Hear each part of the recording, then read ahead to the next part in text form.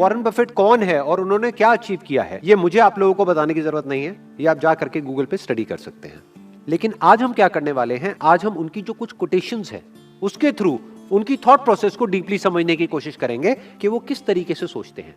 तो उनका पहला कोट है, the stock market is a device for transferring money from the impatient to the patient.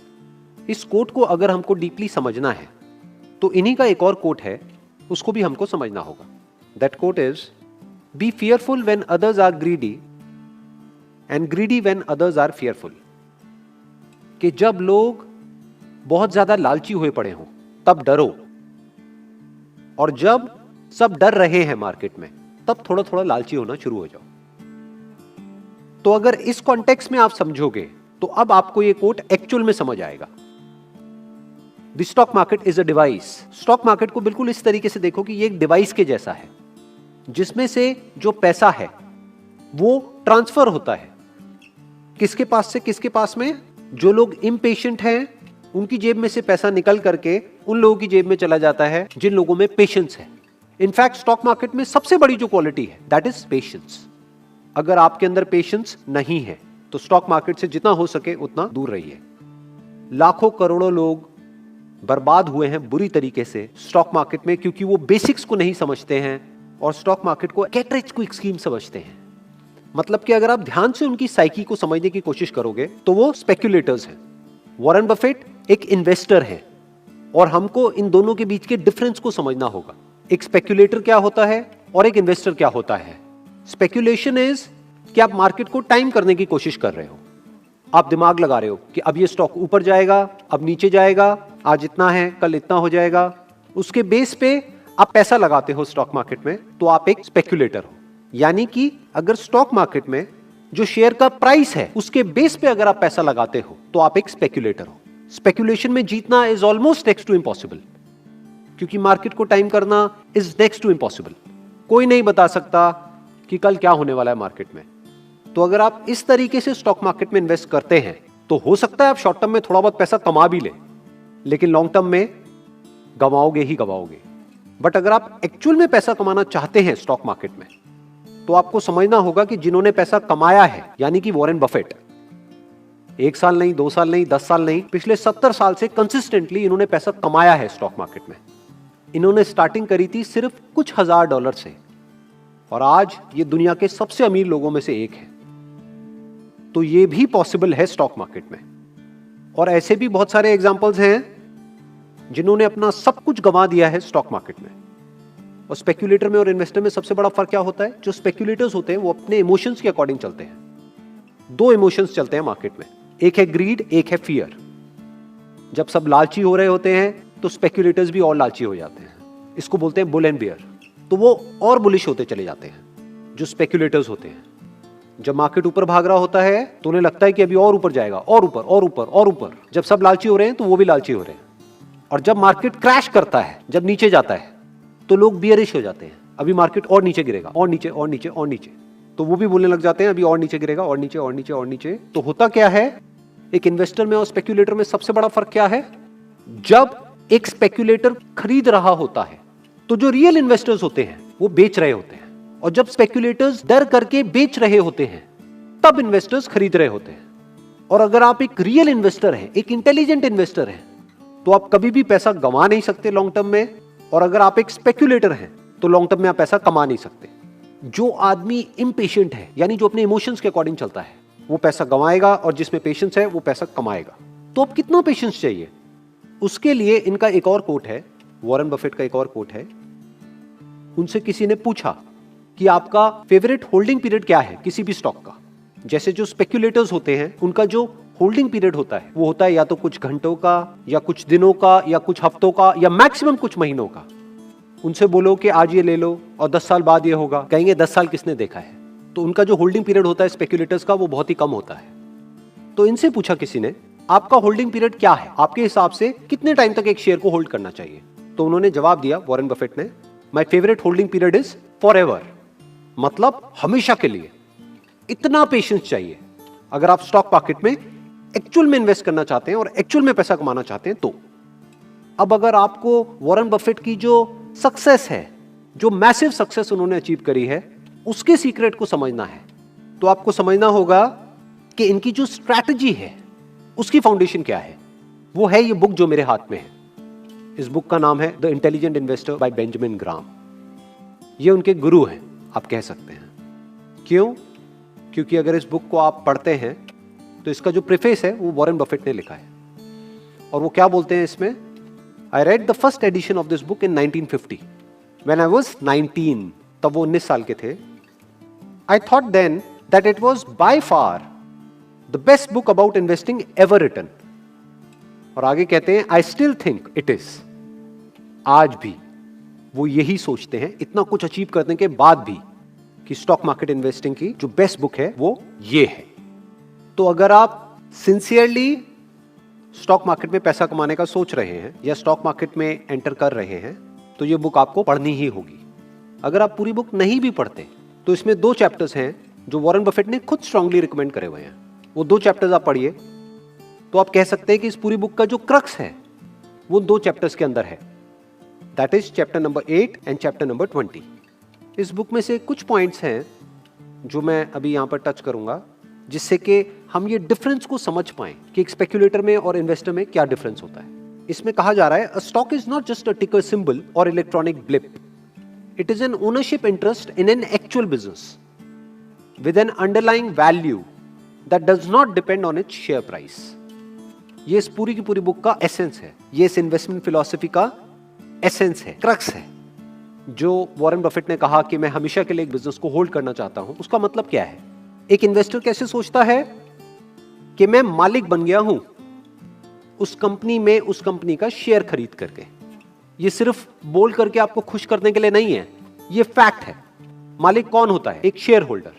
और उस कंपनी के जो डायरेक्टर्स हैं वो एक्चुअल में उस कंपनी के एम्प्लॉइज हैं जो काम कर रहे हैं आपके लिए। किसके लिए? मालिक के लिए। मालिक कौन है? जो शेयर होल्डर है। वो जो काम कर रहे हैं उनको तो सैलरी मिल रही है, बट प्रॉफिट किसको मिलता है? शेयर होल्डर को मिलता है। तो शेयर खरीदने का मतलब क्या? मालिक बनना एक बिजनेस के अंदर, एक बिजनेस को ओन करना। अगर ऐसी थिंकिंग आपकी है तो आप एक इन्वेस्टर हो। स्टॉक मार्केट सिर्फ ये नहीं है कि प्राइस ऊपर नीचे हो रहा है। इनफैक्ट प्राइस का उस बिजनेस से इन मेजॉरिटी ऑफ द केसेस दूर दूर तक कोई कनेक्शन ही नहीं होता है। हो सकता है बिजनेस की वैल्यू बहुत ज्यादा हो लेकिन प्राइस बिल्कुल ही टूट गया हो, बिकॉज कि अभी इमोशंस ठीक नहीं है लोगों के उस बिजनेस को लेकर के, या कोई नेगेटिव न्यूज आ गई है। दूसरी तरफ से यह भी हो सकता है कि बिजनेस में बिल्कुल भी दम ना हो, बिल्कुल बेकार बिजनेस हो, लेकिन जो उसका प्राइस है, शेयर का प्राइस है, वो बहुत ही ऊपर हो। तो जो इन्वेस्टर होता है उसका कनेक्शन मेनली इससे होता है कि बिजनेस में कितना दम है, कि अगर वो बिजनेस स्टॉक मार्केट में लिस्टेड नहीं भी होता और मेरे को वो बिजनेस खरीदना होता तो मैं कितना पैसा देता उस बिजनेस को खरीदने के लिए। वो पहले ये वैल्यू कैलकुलेट करता है, फिर उसके अकॉर्डिंग देखता है कि जो प्राइस मैं पे कर रहा हूं वो उस वैल्यू से कम है या ज्यादा है।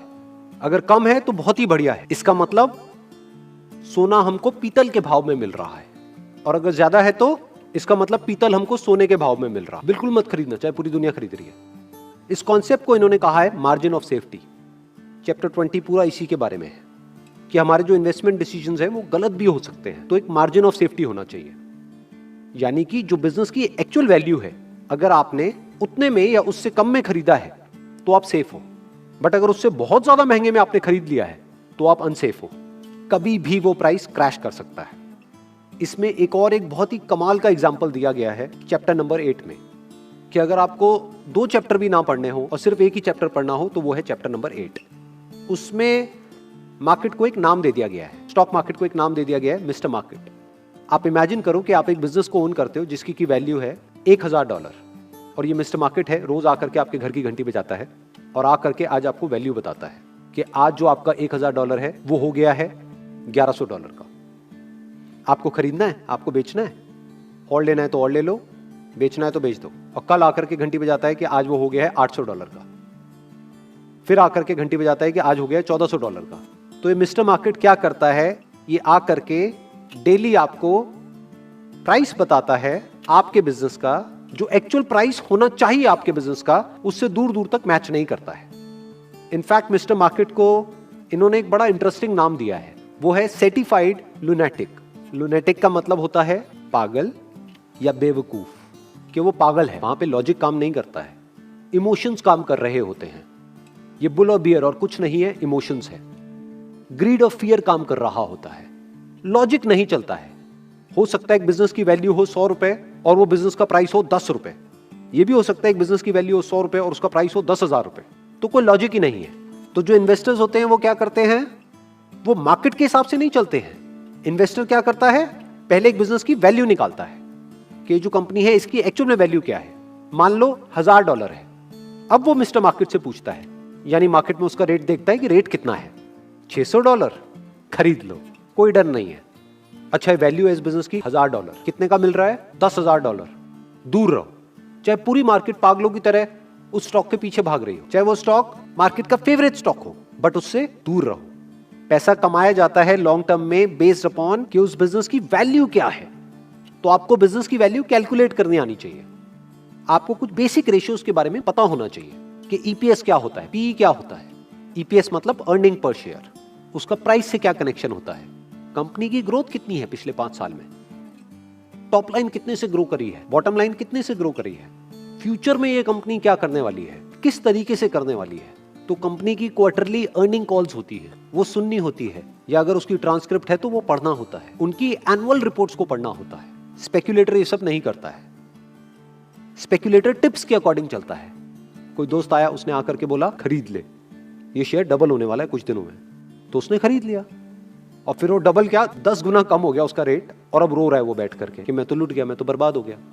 इन्वेस्टर क्या करते हैं, कंपनी की एनुअल रिपोर्ट को पढ़ते हैं, जो रिपोर्ट कई कई बार 200 पेज 300 पेज की भी होती है। क्या उस कंपनी के जो फाउंडर्स हैं उन पे ट्रस्ट किया जा सकता है, उस कंपनी के ऑडिटर्स कौन है, क्या ऑडिटर्स पे ट्रस्ट किया जा सकता है, उसका पास्ट रिकॉर्ड कैसा है, फ्यूचर में ऐसा क्या है उस बिजनेस में जो एक्स्ट्राऑर्डिनरी है, उसके पास में ऐसा क्या एडवांटेज है। इसको कॉम्पिटिटिव एडवांटेज बोलते हैं कि अगर और कोई आए उस बिजनेस में और उसको कॉपी करे, उसके उस बिजनेस आइडिया को कॉपी करे, तो क्या वो कर पाएगा या नहीं कर पाएगा, या करने में मानो उसको 10 साल लगेंगे, 20 साल लगेंगे। तो इन सारी चीजों को देखा जाता है। ये कौन देखता है, एक इन्वेस्टर देखता है। बिल्कुल इस तरीके से देखता है जैसे कि वो खुद वो बिजनेस कर रहा हो। जब हम खुद एक बिजनेस करते हैं, हम क्या क्या देखते हैं, बस वही देखना होता है जब हम किसी बिजनेस का स्टॉक खरीदते हैं। एक और बहुत इंटरेस्टिंग इसमें बात कही जा रही है बुक में, उसको भी समझ लेते हैं। The market is a pendulum. जैसे एक पेंडुलम होता है ना, स्विंग करता रहता है, इधर से उधर, उधर से इधर। दैट फॉरएवर स्विंग्स, फॉरएवर मतलब हमेशा स्विंग करता ही रहता है।